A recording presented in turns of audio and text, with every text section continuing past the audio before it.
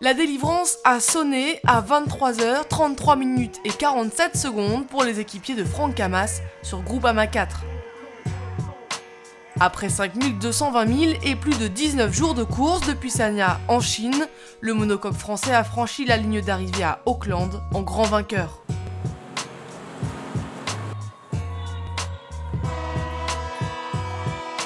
Auckland, c'est une ville particulière, c'est un pays de marins, un pays de connaisseurs, un pays de fans de voile.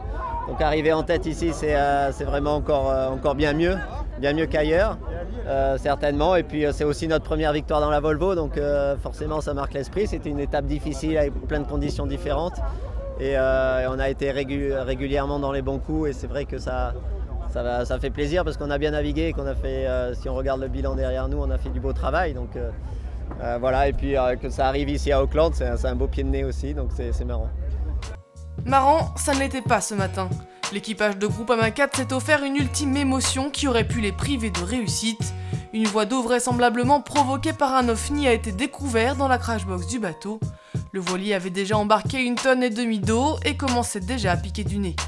Le délaminage a pu vite être colmaté, du moins suffisamment, pour tenir jusqu'à l'arrivée. Un premier succès mérité sur ce tour du monde par étapes, parce que cette victoire, ils ne l'ont pas volée. À la faveur d'un décalage de la route directe pour trouver du vent dans le nord-est à la sortie de la mer de Chine, ils ont pris la tête de la flotte le 26 février pour ne plus jamais la lâcher.